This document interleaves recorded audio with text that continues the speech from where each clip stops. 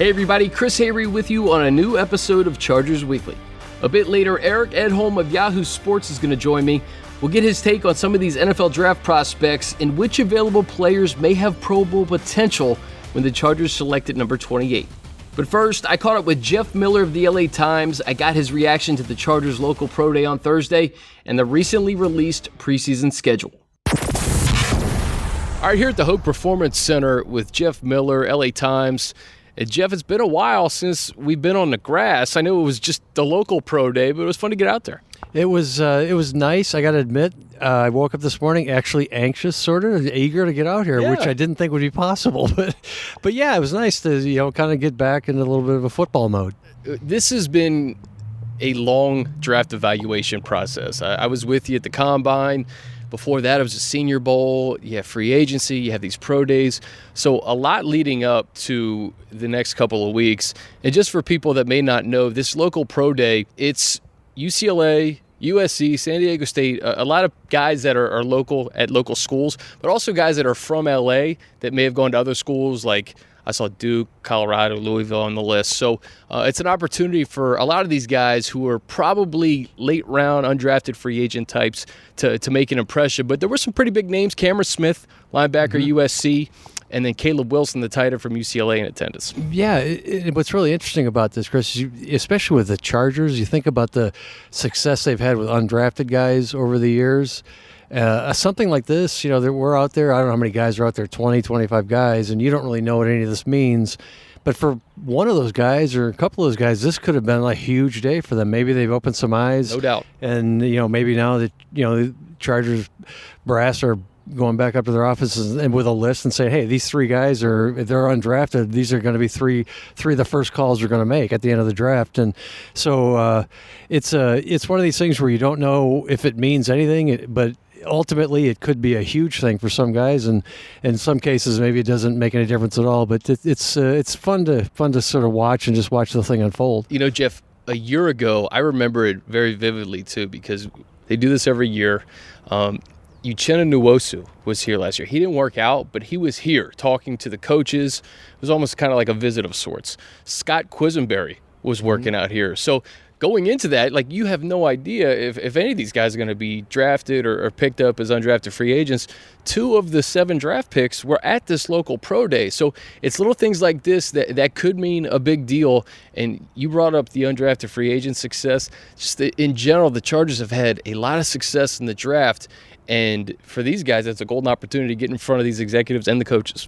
Oh, exactly. And I think you're right about, the Chargers, fans can be frustrated as much as they want about any free agent moves that aren't being made or that are being made.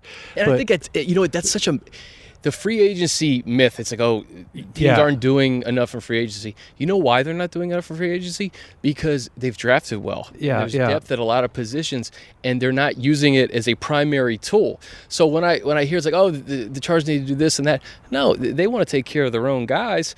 I thought what they did with Thomas Davis and with Tyrod Taylor, you bring in stability at the quarterback position behind Phillip, you bring in a leader on defense. I think those are good moves, but you're right. The free agency thing, I think people get frustrated, but you have to understand the full picture. Yeah, and I think with a day like this today, I think if you're one of these guys that's here, I assume these guys kind of have some idea about what the Chargers have done in the draft, what they've done with undrafted guys. And so I think you come to something like this thinking, these guys know what they're doing because their track record is really good.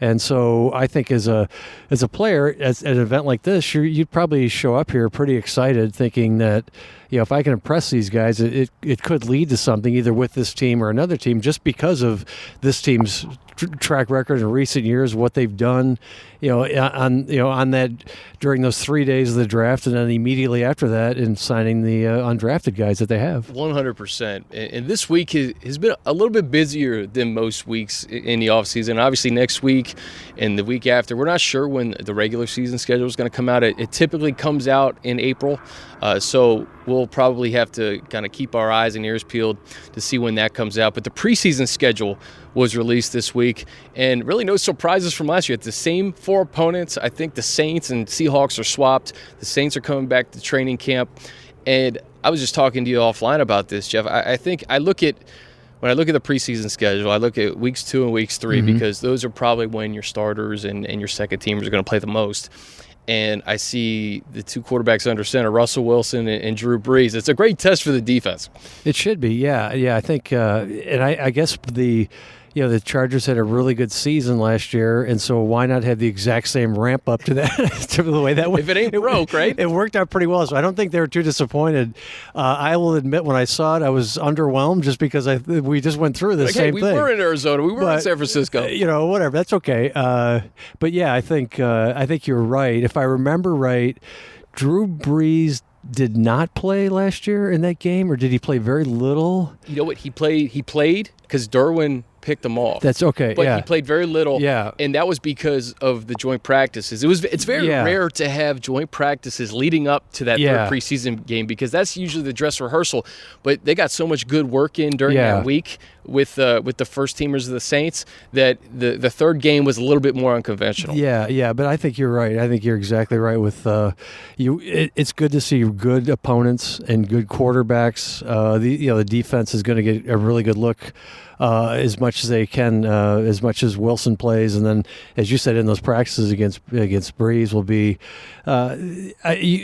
you'd rather go, you'd rather have that. I think if you're on the defense, you'd rather go against that than go against, and I won't name any quarterbacks who aren't as of a lesser caliber, but guys who have won a Super Bowl ring, in their careers. And if you can make a play on Drew Brees, and I don't care if it's whatever practice, whatever it is, that's you've made a good play because we all know about the career that he's had and how accurate he is, and he doesn't throw many interceptions or make many mistakes. So when you can make a play on him, and you've seen those joint practices are competitive. I mean, they get after it.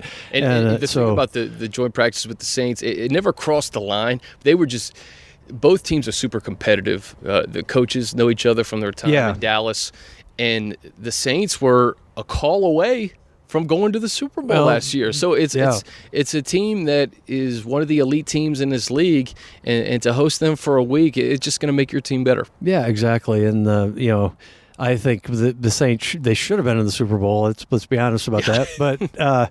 But yeah, I think you're right. Last year, I wasn't around the team 2 years ago, but I know last year I don't remember there being any incidents of anything. Yeah. I do remember both teams kind of getting after each other playfully in the spirit of, remember, the defenses were doing the pose thing. Yeah. And that was a thing where maybe some guys could get a little hot about that, but I think that stayed cool and everybody was good with that. And then, of course, Phillip and Drew have the quarterback thing at the end, and of course they both have history going way back. And so I think it's a good arrangement. I think it benefits both teams. Otherwise, they wouldn't keep doing it. And now that we've settled that, there'll be a big brawl this year. I know.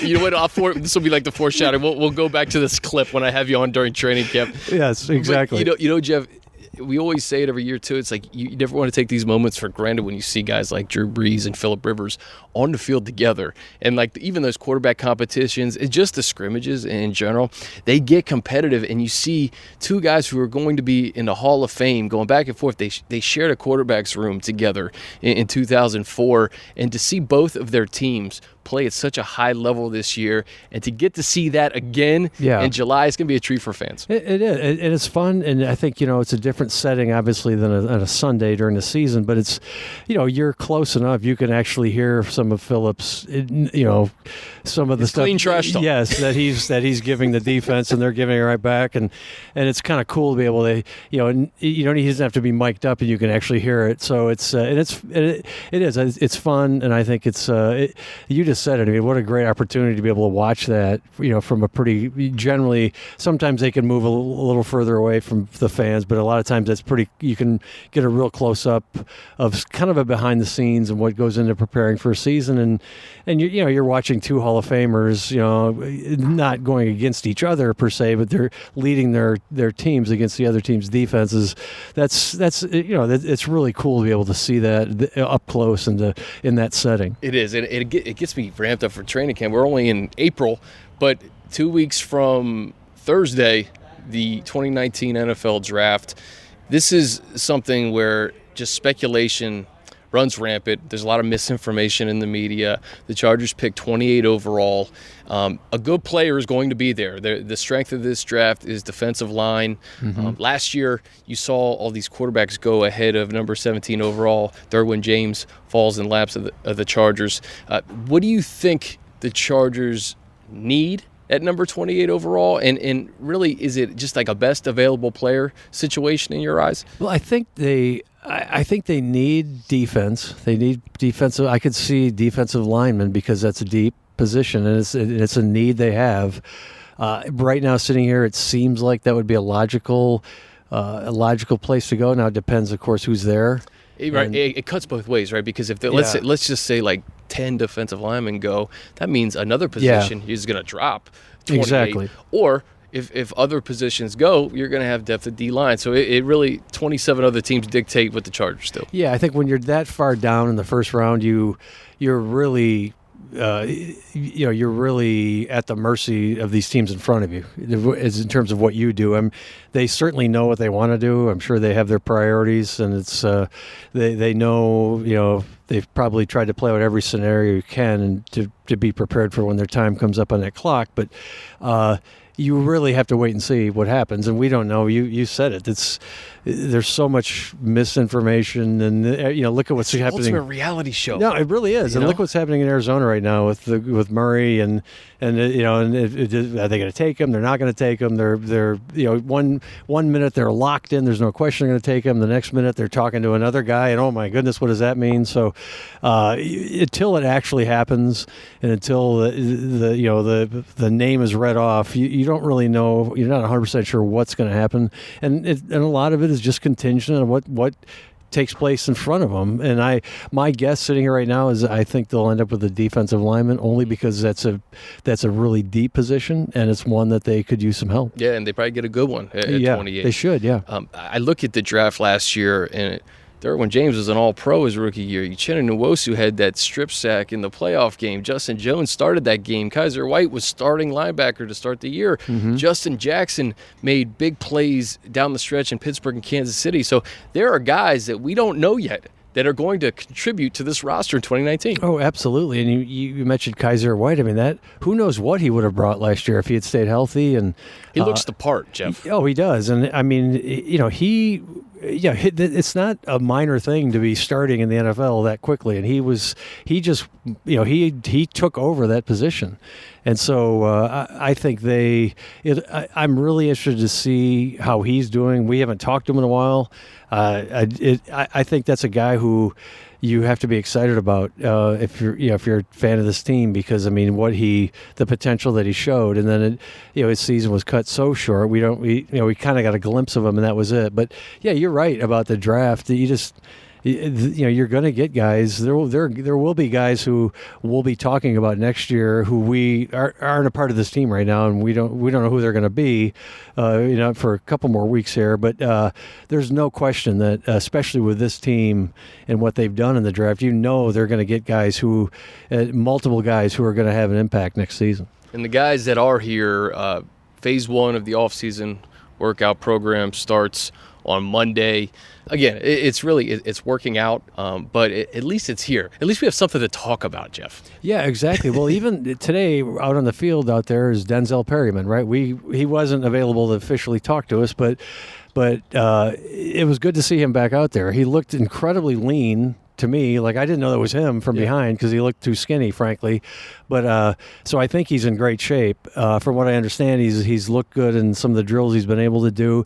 But that's a guy who, it's exciting to get a chance to talk to him again and see where he is and see where his head is. And I'm sure he's pretty excited about he's back. He's in a place he's familiar, and we know how much these guys value what he brings. So I'm assuming he's going to be excited. Hopefully we get a chance to talk to him Monday. I don't know if that's going to happen or not, but just to see a guy like that back and to see him kind of getting back into the football mode it's pretty cool.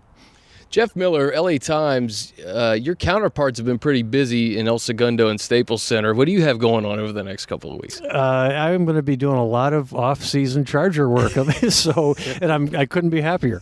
I love it. All right, a big thanks to Jeff Miller Before we get into my conversation with Yahoo's Eric Edholm, a reminder that the Chargers are hosting a draft party at the Santa Monica Pier Thursday, April 25th. It's from 4 to 9 p.m. and tickets are free. Just go to Chargers.com, get your free tickets. It's going to be a blast. You get to watch the entire NFL draft on giant LED screens. Current Charger players are going to be there. Alumni is going to be there. Autograph opportunities. ABC's Ashley Brewer is going to host. I'm going to be in the mix as well. A huge party. You don't want to miss it. Thursday, April 25th, 4 to 9 p.m. Get your free tickets on Chargers.com. All right, 2 weeks out from the 2019 NFL Draft. Please be joined by Eric Edholm of Yahoo Sports. He's all over the draft. Eric, I appreciate you joining me, man. How are you? I'm doing great. Yeah, we're coming in here. We're almost ready to land the plane here, and it's an exciting time. It's about time, too, right? I feel like we've talked about the draft here on this podcast for 2+ months, and right now I feel like we've kind of hit the lull, right? There's no pro day, there's no combine, there's no senior bowl. It's more just like pure speculation. So I'm curious to get your version of how you view this draft, specifically the first round, and feel free to go as long as you want, Eric, and we'll kind of pick it up from there. Yeah, I mean, obviously I think, the average fan, depending on what fan base we're talking about here, maybe the Chargers, maybe not necessarily. You look at the quarterbacks and you say, is it the sexiest group of all time? Probably not. Are there some question marks with almost every single one of these guys? Yeah. And so it doesn't match last year's hype or, what the 2020 class might offer at that position. But, I look at the D-line talent, both the edge guys and the interior guys. I look at some of the offensive line talent, the tight end talent. It's really deep at those positions. Wide receivers got some real depth to it as well. I don't know how many go high in the draft, but day two should be a receiver bonanza. And so I think there's certain positions that look really, really strong. Depth, high end talent. You might be able to get an undrafted free agent at that position and do well for yourself. And then there's certain ones that are a little more bare. Running back feels a little more, kind of clogged all in the middle. I don't really know what the defensive backfield offerings are going to be after the first couple of rounds. So it's a little weighted towards certain positions, but it is, I think, overall a pretty good group. Eric, do you have a consensus, like number one overall guy, the guy that probably should go number one overall? We know the Cardinals have that pick, and Kyler Murray, that's been the topic of conversation over the last several months. But is there a consensus number one overall prospect in your eyes? Yeah, I went back and forth, but I landed on Quinnen Williams from Alabama, and I know he's only really a kind of a one-year standout. I mean, he only played a handful of snaps when Alabama won the national championship over Georgia, year plus ago. But flash forward to the next season, and he's their best player. And I kept looking for holes in his game. I really couldn't find very many, and just the explosiveness he showed and kind of the scheme-wrecking ability. And it just ticked me a little higher on him than it did with Nick Bosa at Ohio State, who I think is going to be great too. But, really came down to kind of the two of them at the top. And after a little more study and asking some friends around the league and sort of see what they say, I landed on Williams. Now, Murray could be the pick, and I would understand why they would take him. You match up your head coach with a quarterback whose skills fit that and everything. But if I was strictly doing best available, I think Quinnen Williams would be my number one. And Nick Bosa, Eric, you're from the Midwest. You saw Joey coming out of Ohio State. Sure. How would you compare Nick to Joey? Because a lot of people say that they're almost like clones of each other. Yeah, they're very similar, right? And you hate to, if his last name was, Nick Johnson or something like that, Sure. I probably would still be able to see the similarities. It's hard not to notice it, or if he played at a different school or something like that. Obviously Ohio State cranks out the defensive line talent, as well as anybody. But yeah, they're clearly, it's not hard to sort of see the similarities. Joey might have a little more pop in his hands and just a little more of a forceful player, whereas Nick might be just a hair quicker around the edge, or both of them can change directions. Both are extremely well built. We know the football bloodlines run deep in that family, but yeah, there's there's an obvious connection between the two, and it's it shows up on tape. Eric, with quarterbacks, I get a different answer. I think I talked to one person, they'll give me a different ranking of the quarterbacks in this class. I noticed Dwayne Haskins is not going to be at the draft. You hear some buzz about Daniel Jones. How do you rank these quarterbacks? Drew Lock's in the mix. Of course, Kyler Murray. But you wonder if is he the number one overall quarterback, or is it just a product of, hey, Cliff Kingsbury's there at the number one overall spot? So with this quarterback class, like you said, it's not as sexy as the 2018 class. But I'm just curious how you rank these guys. Yeah, I have Murray as my number one because I believe he has the highest high-end potential of any of these guys. Sure. If he's put in the right situation, if he lands in Arizona, let's say, and they improve that offensive line and they, build for the next generation of receivers and everything else and reformulate that offense, he has a good chance to be a very good player. I had Haskins as my number two. I understand what you're talking about as far as this may be more of a media-driven angle than a league perspective. There are some people who are a little bit concerned about his feet. Haskins throws with that flat-footed, doesn't really drive into his throws. He's gotten away with it because he's got great arm talent. He's a one-year starter, too, so there's probably some mechanical stuff, that he needs to work on. And it's interesting because I have Drew Lock third, and, for a guy with 50 college starts, and he's been out there parts of 4 seasons. He's been out there a lot. He's still somebody that I wouldn't want to see get thrust right in. I think he would still stand to learn from kind of watching a starter, charting defenses, just kind of seeing everything that they throw at him. He didn't play his best in big games. He didn't have his finest moments against the best defenses. There's a ton of, he's just dripping with talent as far as his athleticism and his arm strength and everything else. And, I like him. I really do. But I don't know that he'll ever be that Pro Bowl caliber guy. I still feel like there's enough deficiencies in his game.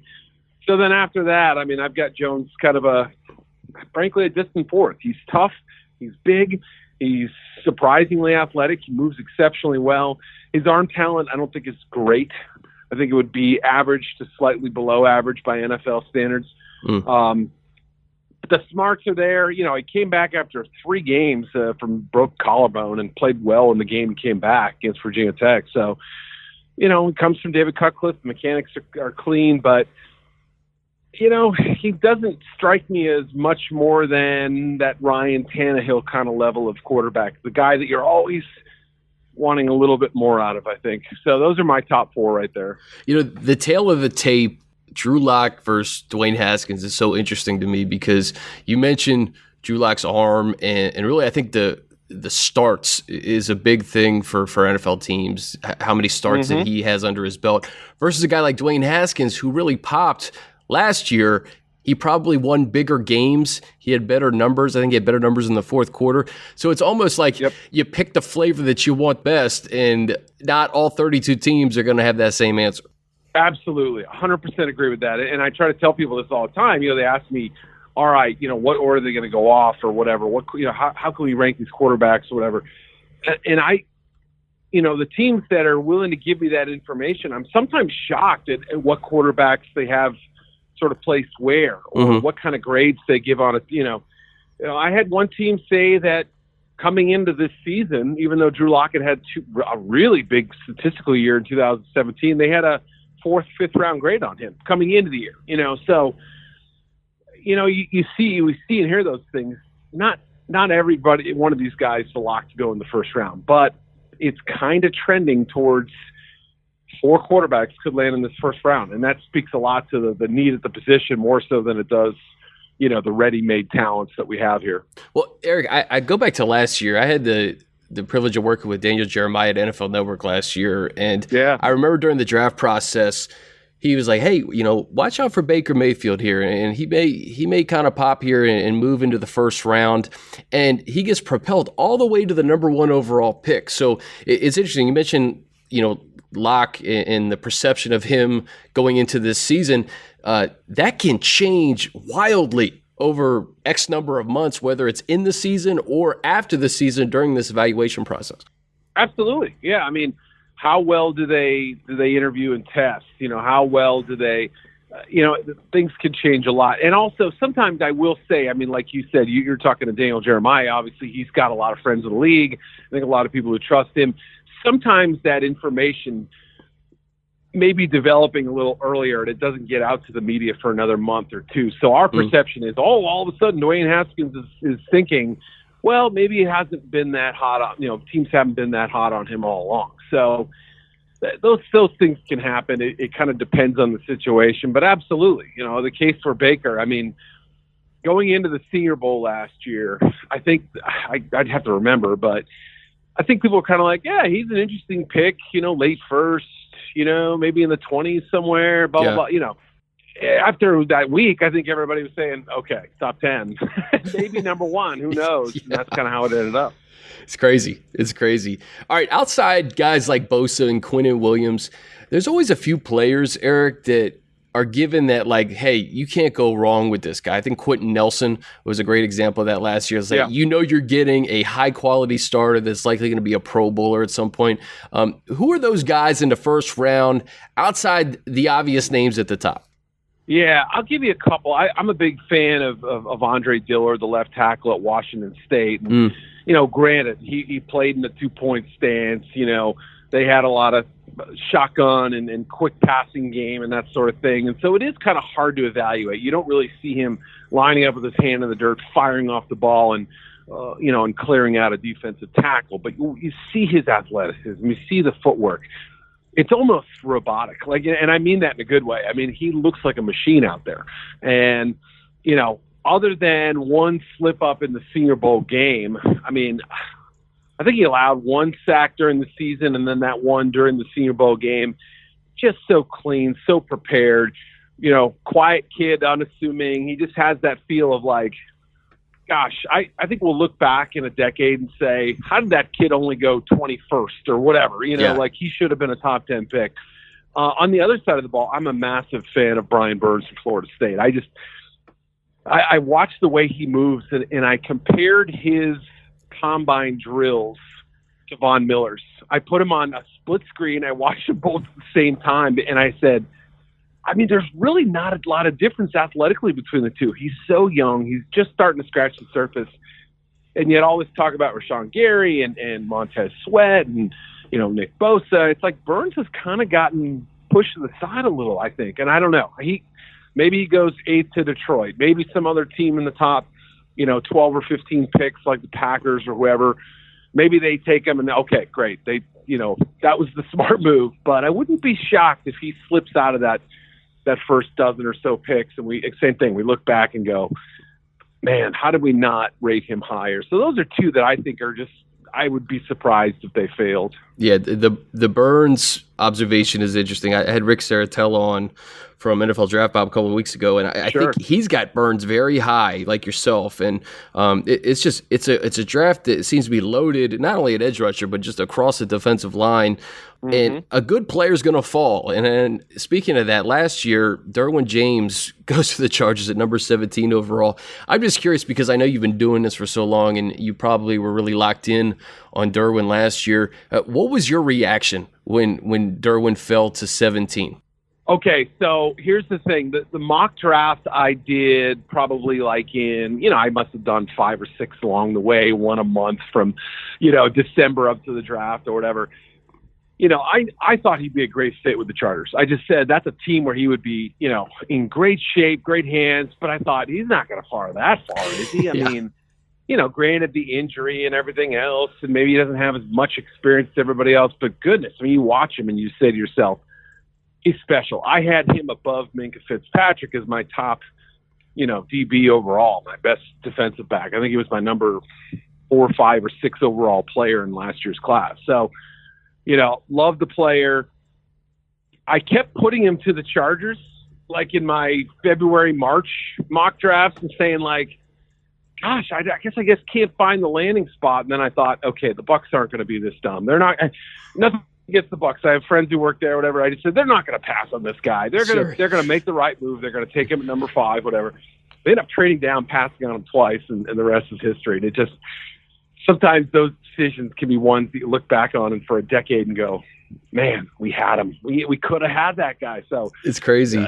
Their poor decision, in my opinion, ended up benefiting the Chargers in a big way. Well, and also too, Eric, it was so quarterback heavy at the beginning of the first round too. So True. Talent was dropping. It wasn't just Derwin, but I think Derwin ends up being the most notable name when you see the rookie season that he had. And speaking of the Chargers in the draft, in each of the last 7 seasons, and Tom Telesco's been a part of 6 of them, they've drafted a Pro Bowl player or an All-Pro from 2012 to 2018, whether it's, it was Ingram, Keenan Allen, Jason Verrett, Melvin Gordon, Joey Bosa, Desmond King, a 5th rounder, and then Derwin, an All-Pro in his rookie season. In order to keep that going, 28's likely going to have to be a Pro Bowl type player. Who do you see the Chargers homing in on at the end of the first, based on how you think the first round could go?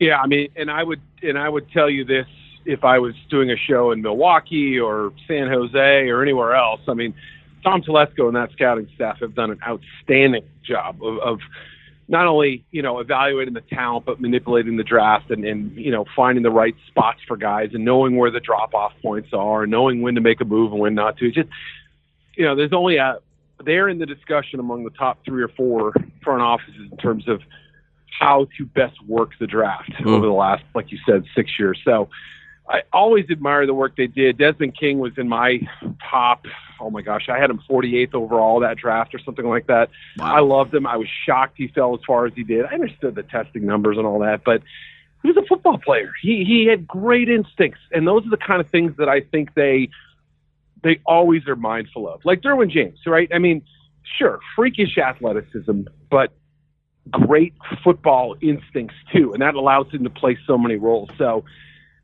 that's kind of what I try to think of when I pair up Chargers with first round talents and do mock drafts and things. I say, yes, they, like everybody else, love the measurables. They love the athleticism. They love the height, the weight, the 3-cone drill, and all that stuff, bench press. But I think they're really smart about finding guys who are pure football players. So the question is, at that spot of the draft, it's just outside of the range where some of the defensive linemen I really like are going. Yeah. Maybe Dexter Lawrence from Clemson. That's just the one fear I have, is that, by pick number 24 or 5, a lot of those top guys may off the board. So do you go offensive tackle there? Does somebody from that top group slip, like a Cody Ford or a Dillard or somebody like that?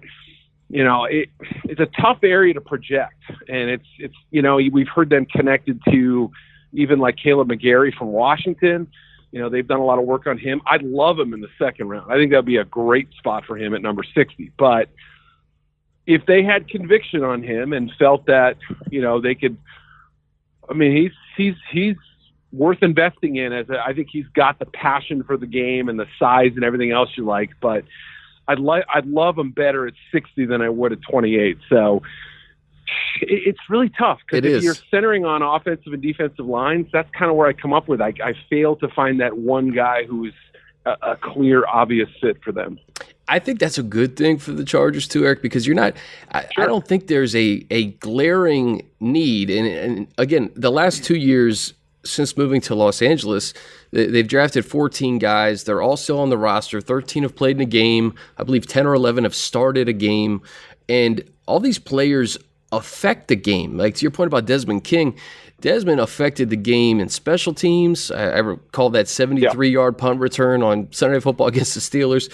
He just made big plays on special teams and defense all year long. So it could be just like, hey, it's the best available guy, someone who can affect the game, or someone who can just further bolster that offensive line or defensive line with so many weapons on either side of the football. Yeah, and right, absolutely. I mean, even with all the players they had hurt last year, they still had probably one of the most talented rosters in the NFL. Yeah. So, I wouldn't rule out, let's just throw this out there, would Jeffrey Simmons at number 28 be an insane reach? Because in my mind, it wouldn't. I think he's a top 10 talent in this draft. Mississippi State defensive tackle, reminds me of Fletcher Cox. We all know he's one of the best interior rushers in the league. Has some stuff that you have to clear up a little bit, right? He had an incident back in 2016, an alleged assault with a woman that was caught on video. It was a big deal back then. still something NFL teams are talking over. I've heard that he's passed most, if not all the character tests that, teams have kind of thrown at him. But the bigger issue is he tore his ACL not long ago and probably will be out most of the season. I don't know. I don't know where I sit on that. Are the Chargers the kind of team who just say, the talent's too good, we got to take him, he's there, we're not going to find anything better at this point, we'll wait it out, put him on PUP, and then come December, maybe this guy's starting for us, who knows? So it's one of those great debates that pick that, I could go back and forth on and, debate the merits of. Well, Eric, let me ask you this. Quarterback-wise, do you think this would be the year that you find a potential successor to Phillip Rivers a few years down the line? I mean, and the reason I say that, they bring in Tyrod Taylor, who I think is a great addition in terms of just adding further stability to the most important position on the field. But do you think that this is the draft to do it? And would you do it at 28 overall? Yeah, I was just going to say the only other kind of wild card option might be quarterback. And so let's just say, right, that one of – because I have a feeling – it's hard to know. Obviously, Murray goes first. We feel like there are enough teams that like Drew Lock. Daniel Jones and the Giants seem to be like a pairing that everybody wants to make, and that there might be another team out there that likes him. What if Haskins slips into the 20s? What if how well do they like him? And would it be the perfect type of situation for a one-year starter to kind of go in there, learn how to take snaps from center, work on his footwork a little bit, that sort of thing? If that's the case, why not? Eric, that's why it's so fun. That's why the draft is so fun, because we're talking, we're speculating. We have no idea what's going to happen. Anthony Lynn was on Adam Schefter's podcast this week, talking about Derwin James, and he wasn't even in the conversation at 17. But things like that will happen throughout the course of a draft where a guy falls into your lap and you're just like, I wasn't expecting this. Yep. I mean, everybody and their brother was saying O.J. Howard was going to be a top 10 pick. Guys that big don't test that well. He went 19th, and that's a less extreme version of what you just said with James. But, you can look back at almost every draft, and there's at least one, if not two or three surprises. Like, how did this guy last this long? Or how did so-and-so go so early? So, it's like the chaos theory. Like that one butterfly wing flap can throw everything all kablooey. So that's, like you said, that's what makes it so fun and unpredictable. Eric Edholm, Yahoo Sports. Eric, you do awesome work there, man. I know you have your top 100 prospects that you're going through all the way up to draft day. What else do you have going on Yahoo? Yeah, lots of other draft stuff. We're going to do kind of a value board to see which teams have the most sort of firepower in the draft. The Giants, the Patriots, the most picks, the highest picks, and that sort of, and weigh it that way. We've got some great features from our other writers who are profiling some of the top prospects. We've got a Kyler Murray thing dropping on Friday. So there's lots going on, man. I'm going to stay caffeinated and stay sharp as best I can all the way up through the end of April. Keep that coffee flowing, man. Eric, great stuff, buddy. We'll talk to you soon. All right, man. Thank you. And that'll do it. My thanks to Eric Edholm and Jeff Miller for joining me. And of course, thanks to you all for listening.